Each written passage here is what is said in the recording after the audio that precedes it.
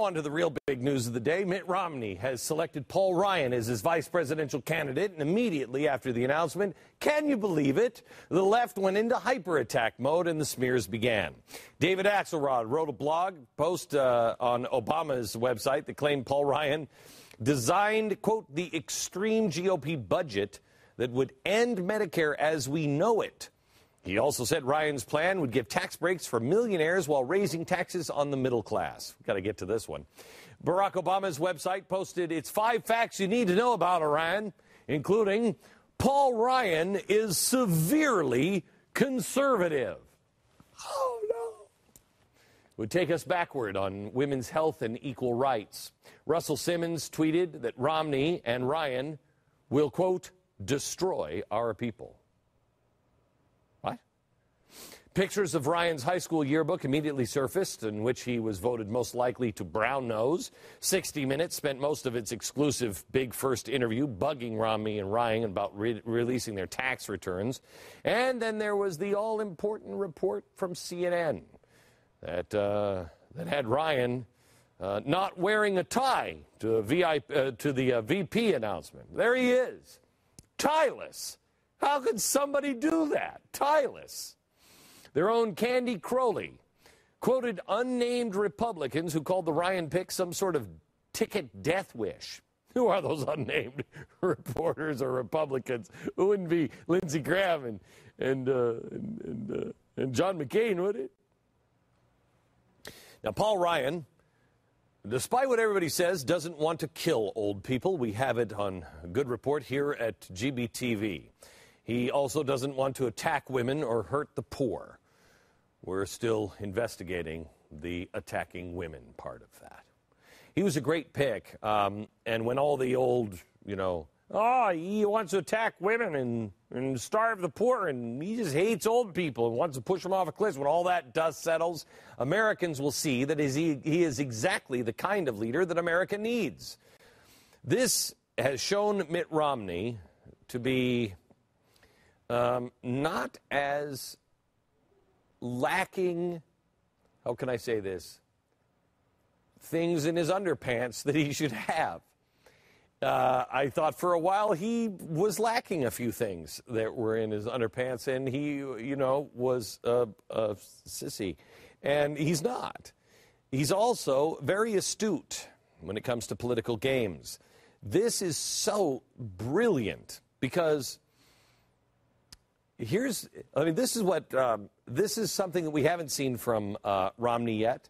He has forced Obama's hand. While the Obama administration wants to talk about everything, anything but the economy, putting Paul Ryan on the ticket forces them to talk about his extremist proposal for addressing the budget and the economy. So guess who can't avoid talking about the economy anymore? Here's the best part. And this is what I want you to remember tonight. Paul Ryan is extraordinarily easy to defend. Mark my words, at some point you're going to find yourself in a conversation with a family member or some pinhead friend who will launch into all kinds of attacks and smears and everything that they've heard from the other side, and you're going to want to defend them, but you'll be like, well, wait. Remember this, he's easy to defend.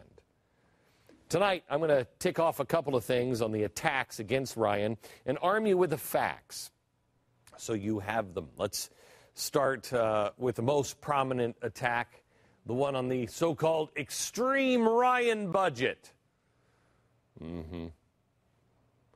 Now, many of the attacks you're going to hear on Ryan stem from the items in the extreme Ryan budget.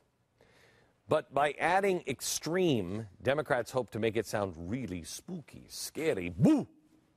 But considering America's debt to GDP ratio continues to rise as our debt spirals out of control, boo! Each year, Obama runs up record deficits. New entitlements keep coming and the old ones keep expanding. I think it might be time for something maybe a little extreme, because this ain't working.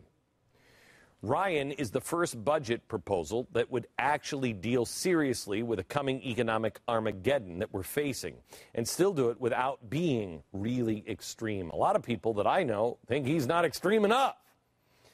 Instead of making the whimsical promises of a green economy saving the day or believing that we need to spend more to reduce the deficit like Biden said, Ryan's plan actually addresses bloated government agencies and reduces spending by more than $5 trillion over 10 years. I don't think it's enough, but it does address Fannie and Freddie. Namely, it seeks to get them out of the mortgage industry and put them back into the hands of the private sector where they belong. It cuts $100 billion in pork from sacred cows like the Defense Department. It cuts the tax rate for all and simplifies the tax code from 6 brackets to 2.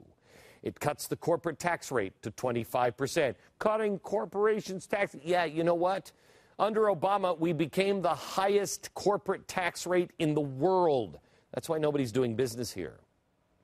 It reforms the biggest strain on America's economy, Medicare, and say what you want, but it can't be as bad as President Obama's budget, which lost in the House by the narrow margin of 414 to 0. And then again in the Senate, where it was very close, 99 to 0. He couldn't get a single vote. Ryan proposed a budget that I think at the time he could only get 6 or 7 Republicans on board with. It took great courage to propose the budget. He knew that he would be demonized. He was right. It took courage to put him on the ticket. Paul Ryan's budget is extreme, which I believe it has to be if we don't want America to become the next Greece. Thank God Ryan has the guts and the things in his underpants to be the only adult in the room and tackle it head on.